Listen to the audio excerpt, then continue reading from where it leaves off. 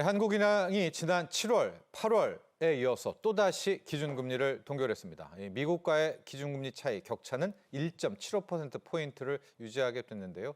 한국은행 금통위의 금리 동결 배경 그리고 앞으로의 시장 전망 자세하게 이야기 나눠보겠습니다. 허준영 서강대 경제학부 교수 함께합니다. 안녕하십니까? 안녕하십니까? 자, 이 금통위 전부터 이제 채권 시장은 어느 정도 금리 동결을 좀 예상하는 그런 모양새였습니다. 자, 한국은행의 금리 동결 배경부터 살펴보죠.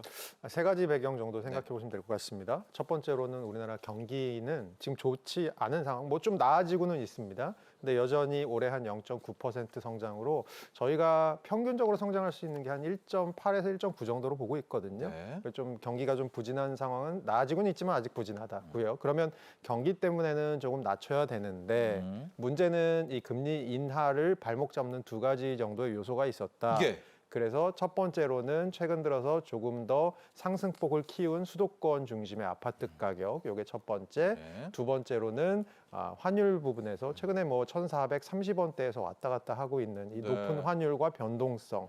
아무래도 이런 부분 중에서 한국은행이 조금 후자 쪽에다 조금 더 가중치를 두면서 금리 인하보다는 동결로 결정을 했다라고 생각하시면 될 것 같습니다. 그렇습니다. 지금 보면 왜 금리 동결했는가? 집값 때문에 그리고 원화 약세 환율 때문에 이 두 가지 어떻습니까? 교수님 좀 우려할 부분이 있나요? 한국은행이 이 정도 신경 쓸 정도로 지금 아무래도 한국은행은 두 가지 목표를 갖고 있습니다. 첫 번째로는 물가 안정이고요. 두 번째로는 금융 안정입니다. 물가 같은 경우는 최근에 2% 근방에서 등락을 하면서 한국은행의 목표치가 1년에 물가가 한 2% 정도 오르는 것을 목표치로 네. 하고 있거든요. 예. 그런 측면에서는 물가 안정은 한국은행의 밴드 안에 들어와 있는 것 같습니다. 다만 금융 안정 측면에서 가계부채가 어떻게 보면 한국은행이 가장 중요하게 보는 금융 안정 변수인데 가계부채 같은 경우는 최근에 저희가 627 대책이나 여러 가지 대책 등으로 조금 상승폭이 잦아든 상태이긴 합니다. 네. 그런데 이 가계부채를 묶어놔도 최근 들어선 수도권 중심으로 특히 서울의 한강벨트 중심으로 자꾸 아파트 가격의 상승폭이 점점 올라가더라. 그러게요. 너무 커지더라고요. 이런 측면에서는 뭐 여러 가지 생각해 볼 수 있죠. 갈아타기 수요가 많다라거나 아니면 그만큼 우리나라 경제가 발전을 하면서 뭔가 현금을 가지신 분들이 많다라거나 그러니까 아니면 또 우회 대출을 받으신다거나 여러 가지 하여튼 방법으로 최근 들어서 이 서울 한강벨트 주변의 아파트 가격 올라가는 게 심상치 않다. 근데 이것이 결국은 앵커의 질문으로 돌아가 보면 11월에 올해 마지막 결정, 금리 결정이 있습니다. 네. 그럴 때는 과연 어떤 상황일지에 대해서 생각해 볼 수 있는 거죠. 그런데 어쨌든 간에 정부가 10.15 대책이라고 하는 부동산 정책을 발표를 했고요. 이 대책이 시장의 생각보다 훨씬 더 강력한 대책으로 한편으로 생각해 보면 수도권 중심에서 실수요자들 제외하고는 전부 다 움직이지 마라고 하는 아주 강력한 대책이라고 한다면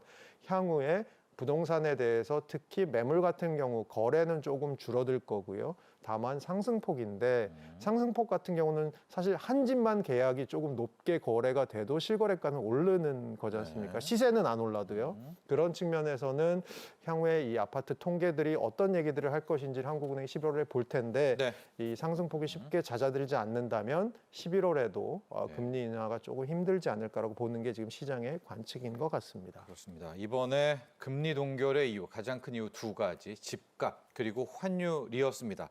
자, 그래서 이 두 가지 요인이 얼마나 심각한가, 또 한국은행이 어떤 통화 정책으로 잡을 수 있는가를 한 걸음 더 들어가 보도록 하겠습니다. 먼저 집값 이야기를 해보도록 할 텐데요.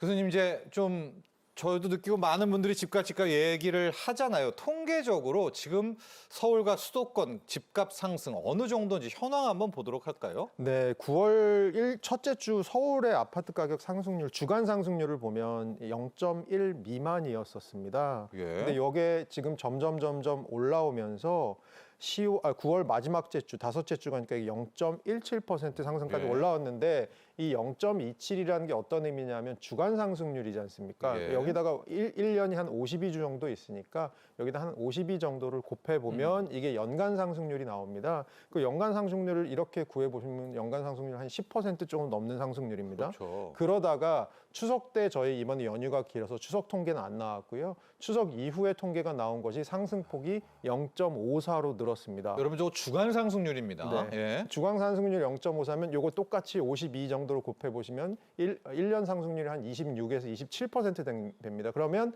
10억 했던 아파트가 1년 후에는 대충 한 12억에서 13억을 한다. 20억 했던 아파트는 한 26에서 27억 정도 한다라는 정도의 상승률로 올라가게 됩니다. 네, 11호 부동산 대책 발표를 했음에도 불구하고 자, 우리 국민분들은 오히려 더 집으로 뛰어들고 있네요. 참 여러 가지 요인이 있겠죠? 네, 아무래도 이번 규제가 나오고 혹은 후에는 더 센 규제가 나올 거다라는 생각을 하면 어떻게 보면 규제 측면에서는 지금이 제일 설렁설렁할 때다 빨리 들어가자라고 생각하는 오히려요? 네, 수요가 있을 것 같고요. 예. 그만큼 이 집값이라고 하는 것 그리고 부동산 시장이라고 하는 것을 정부의 정책으로 잡기가 점점 어려워지는 환경이 아니냐라고 아마 이 실수요자들이나 시장 안에 들어와 있는 분들이 생각을 하는 면이 좀 있는 것 같습니다. 그런 측면에서는 10.15 대책이 향후에 어떤 결과를 그리고 어떤 정책적 효과를 가져올지도 시장 안에서는 좀 뷰가 나뉘는 것 같아요. 네. 일부는 너무 강력한 정책이니까 한동안은 부동산 시장이 좀 상승폭이 많이 줄어들겠지라고 보시는 분이 잡을 수 계시고 있다. 또 한 측에서 생각하시는 분은 그거 눌러놓는 것도 사실 한계가 있어서 이 수요 중심의 정책들, 뭐 대출 규제라던가 토지 거래 허가 구역이라고 하는 것들은 효과가 일시적이어서 향후에 공급 대책이 획기적으로 나오지 않으면 또 오른다. 효과가 또 풀리면서 올라갈 가능성도 있다라고 보시는 분도 있는 것 같습니다. 자, 그래도요. 또 이게 어떻게 보면 좀 당연한 것 같기는 하지만 이제 정부의 강력한 부동산 대책, 특히 대출 규제 때문에 또 역설적으로 가계대출의 증가세는 줄었고 또 이자율이 높은 대출 이자율이 높은 카드론 같은 경우가 지금 잔액이 거의 4개월 연속 줄어들고 있거든요. 이건 좀 그래도 이런 와중에서의 긍정적인 효과다라고 볼 수 있을까요?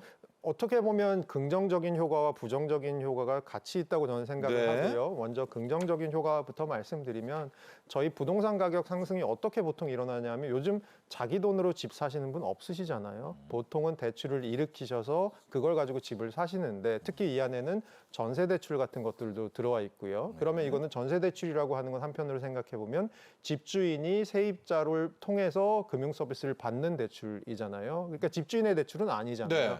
근데 이런 전세 대출도 정책 대출 측면도 좀 많고 하다 보니까 대출이 들면 시차를 두고 부동산 가격, 특히 수도권 중심의 아파트 가격이 좀 올라갔던 것이 이제까지의 패턴이었습니다.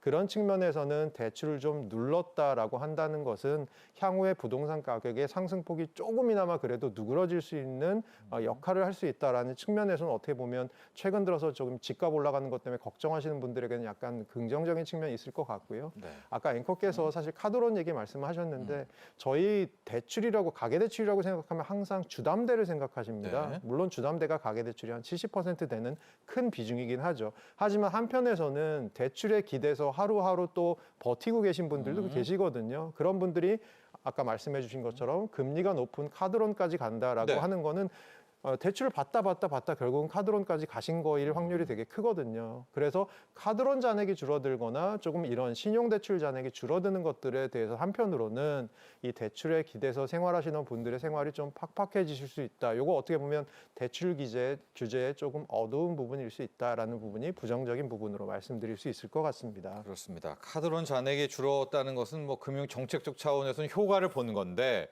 막상 우리 국민분들의 생활로 가보면 더 어려운 분들이 더 좀 어려워졌겠구나 그런 생각도 해볼 수 있다는 측면 이야기를 해주셨습니다.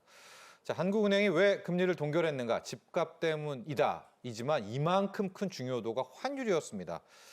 뭐 우리 전문가분들 특히 교수님들 중에서도 지금 1,430원대, 1,440원대 환율을 두고 아예 또 외환위기가 온다 이렇게 큰 우려를 하신 분들도 계실 정도거든요.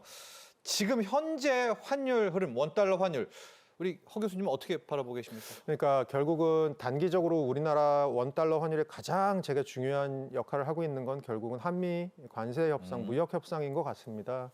아무래도 이 무역 협상이 어떻게 풀리냐에 따라서 향후에 만약에 미국이 원하는 대로 직접 투자의 비중이 높고 저희가 그 직접 투자를 단기간에 미국에다 넣어야 된다고 한다면 네. 우리가 달러를 많이 바꿔서 넣어야 되잖아요. 네. 그럼 시장에 달러가 많이 필요하고 원화는 많이 풀리게 되는, 한마디로 달러 가치가 원화에 비해서 더 많이 올라가는 일이 벌어지니까 환율이 아마 더 올라갈 거라고 생각하는 것 같습니다. 아, 그러니까 타결이 돼도 올라간다, 환율은. 아니 근데 타결이 되더라도 미국이 원하는 방식이 좀 더 강하게 들어가서 타결이 되면 아무래도 환율 측면에선 불안이 예. 분명히 전 있을 수 있을 것 같고요. 다만 지금 우리 정부는 1년에 우리가 원화, 달러 이렇게 크게 환율 시장에 영향 주지 않고 감당할 수 있는 달러의 양이 한 200억 달러 정도 되니까 네. 그것들에 맞춰서 조금 더 긴 호흡에서 우리가 트럼프 임기가 앞으로 3년 남았지만 그 안에는 다 못 넣고, 왜냐하면 EU랑 일본은 그 안에 다 넣기로 했거든요. 네, 네. 근데 우리는- 일시불이죠. 예, 네. 그래서 우리는 조금 더 긴 호흡에서 한 8년 정도 그렇게 하는 거에 어떠냐라는 정료의 얘기를 하고 있으니까 이게 조금 더 우리가 원하는 쪽으로 타결이 된다고 하면 원달러 환율에 있어서 한미 관세 협상의 부정적인 요소는 좀 줄어들 수 있을 것 같습니다. 그리고 또 하나 저희가 생각해 봐야 될 게, 저희가 좀 요즘 생각해 봐야 될 게 많은데요. 네. 일본의 수상이 누가 됐는지, 총리가 누가 됐는지도 생각을 해봐야 네네. 되는데, 다카이시 사나의 총리가 새로 임명이 됐는데 이분이 하겠다는 게 아베노믹스와 비슷하게 시장에 엔화를 풀어서 조금 일본 경제를 다시 부양하겠다라는 정책입니다. 그렇게 봤을 때는 엔화가 좀 시장에 많이 풀리면 엔화 가치가 떨어지죠. 그런데 최근 들어서 벌어지는 일 중에 하나가 원화가 위안화랑 원화가 엔화랑 프락시 통화처럼 작용을 하면서 엔화 가치랑 위안화 가치에 연동돼서 또 원화가 움직이는 부분이 있거든요. 그러면 엔화 가치가 좀 떨어지면 원화 가치도 좀 떨어질 수 있는 네. 부분이 있어서 이건 우리나라 환율에 좀 불안 요소로 또 남아 있는 것 같습니다. 그 뭐 IMF 때를 얘기하시는 분도 나오고 1,450원, 1,500원이면 위험하다 이런 주장도 있지만 반대로 우리 국민연금의 해외 투자 자산도 많고 특히 서학개미 분들이 지금 엄청나게 많은 미국 주식을 갖고 있지 않습니까? 그런 차원에서 좀 과거와는 다르다라는 이야기도 있는데 어떻게 보십니까? 지금 그 환율에 저희 대한 문제. IMF 때 외환 보유고 얘기를 먼저 말씀드리고 싶은데요. 그때 한 300억 달러 정도였습니다. 마지막 남은 게 80억 달러까지 줄었죠, 80억 정말로. 달러까지 예, 줄었다가 마지막에. 그 정도였는데요. 지금은 그래도 외환 보유고가 4천억 달러가 넘는 상황이니까 외환 보유고가 그때보다 많고, 말씀해 주신 것처럼 올해 외국인 투자자가 우리나라로 투자 자금 들어오는 것보다 우리나라 투자자들이 미국이나 다른 시장으로 간 게 한 4배 정도 됩니다. 그렇게 봤을 땐 우리나라가 그만큼 외국 자산을 이전에 비해서 많이 갖고 있다라는 네. 얘기도 되는 거니까요. 여러모로 경제 규모의 관점에서 봤을 때도 그렇고, 아니면 외환 보유거나 우리나라의 투자 행태를 봤을 때도 그렇고, 예전에 비해서는 기초 체력은 강해진 상황입니다. 그럼에도 불구하고 제가 아까 말씀드린 것처럼 우리나라가 미국이 너무 강한 딜을 원했을 때, 그 관세 3,500억 협상에서 달러. 그런 딜을 원했을 때 우리나라 그걸 받아야 되는 상황이 오게 되면 아무래도 환율 불안이 전 있을 수밖에 없을 것 같고요.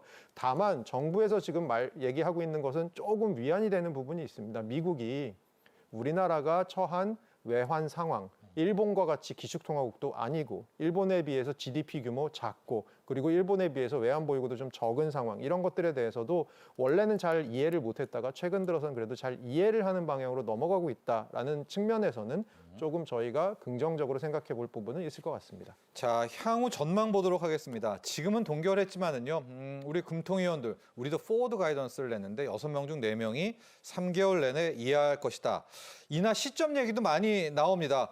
결국, 그러니까 낮추고는 싶어 하는 것 같거든요. 자, 어떤 상황, 또 언제쯤 뭐 추가 금리나 우리입니다가 나오게 될까요? 저는 내년으로 넘어가지 않을까라고 올해는 없고. 보고 있고요. 이유는 올해 11월이 되더라도 뭐 예를 들어서 부동산 가격 올라가는 게 많이 잡히더라도 환율 측면에서의 불안은 좀 남아있을 가능성이 있고요. 반대로 우리가 원하는 쪽으로 관세 협상이 잘 되더라도 그렇게 되면 오히려 그러면 부정적인 효과가 하나 사라졌는데 우리나라 성장에 있어서 부정적인 거 하나 사라졌어. 그럼 오히려 금리 내릴 이유가 조금 줄어드는 부분이 저는 생길 수도 있을 것 같거든요.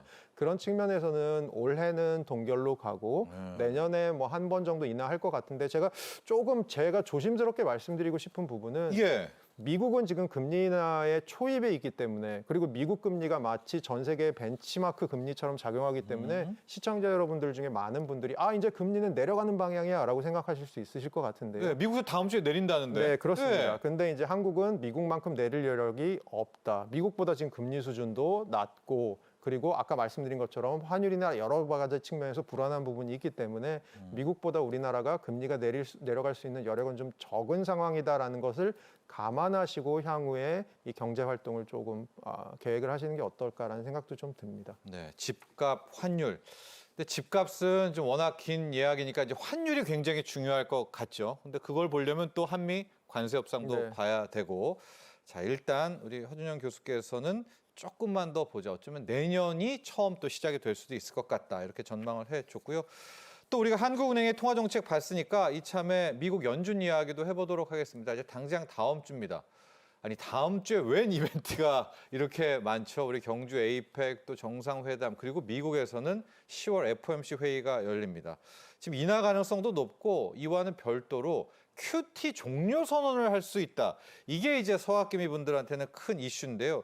이게 무슨 얘기인지 설명 좀 부탁드리고 전망 예상까지도 해주시죠. 그러니까 예를 들어서 QT의 반대말이 QE라고 생각하시면 되고요. 미국 경제가 굉장히 안 좋았을 때 예를 들어 코로나 때 이럴 때 유동성을 공급하기 위해서 미국 연준이 엄청나게 많은 국채 나머지 다른 에셋들을 엄청 많이 샀습니다. 네. 그것들이 지금 쌓여 있다가 QT라고 하는 건 그 에셋을 사는 양을 점점 이제 줄이는 거죠.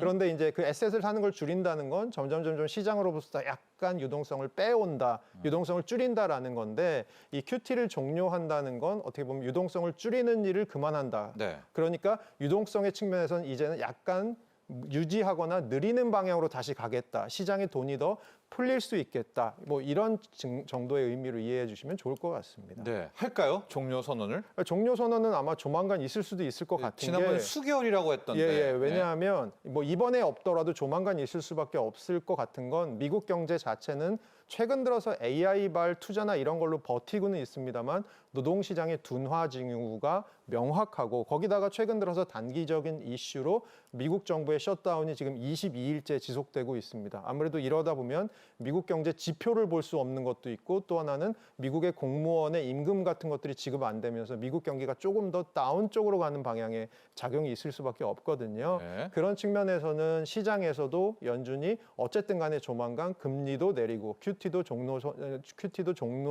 선언을 하지 않을까라고 생각하는 것 같습니다. 만약에 다음 주에 뭐 희망이지만 QT 종료 선언하고 미국이 금리 인하하고 우리 관세 협상 잘 풀리고 하면 이건 그야말로 달러 약세 재료들이잖아요. 네, 맞습니다. 환율 좀 안정될 수도 있지 않을까. 예. 그런 측면에서는 달러 약세가 되면서 원화 가치가 약간 상대적으로 올라갈 수 있는 부분도 분명히 있기 때문에 제가 아까 앞쪽에서 너무 원화가 조금 가치가 떨어질 것 같은 시나리오가 네. 말씀드렸는데 네. 앵커께서 지금 굉장히 밸런스를 잘 잡아주신 것 같습니다. 자, 마지막으로 이 얘기하면서 종료를 해보도록 하겠습니다. 지금은 아닌데 러시아 제재 문제 나오면서 유가가 어제 또 그제 최근 좀 꿈틀댑니다. 그동안 트럼프가 유가를 많이 눌러놓기는 했는데 유가가 좀 오르면 이것도 걱정입니다. 좀 너무 앞선 걱정인가요? 아무래도 앞선 걱정이 아니실 수 있는 게 네. 올해 유가가 올해만 해도 한 18% 정도 지금 빠진 상황입니다. 네. 그러니까 우리가 지금 환율이 올라도 수입 물가가 아주 많이 오르고 있지 않은 이유 중에 하나가 어떻게 보면 유가인데 네. 그 부분에 있어서 조금 또 다운사이드가 어떨까요? 있을 거 예? 어떨까요? 유가는요? 유가요. 저는 그래도 그 감산 기조를 이제 종료하는 것들 혹은 증산 기조를 유지하는 것들이 오래 남아 있기 때문에 당분간은 유가는 좀 내려가는 방향, 그러니까 혹은 내려가거나 안정세. 버티는 방향으로 가지 않을까. 갑자기 튀거나 이런 일들은 있지 않지 않을까라고 보고 있습니다. 자, 저희가 우리 금리 또 미국 통화 정책, 유가에 대한 이야기까지도 살펴봤습니다. 허준영 서강대 경제학부 교수 함께했습니다. 오늘 감사합니다.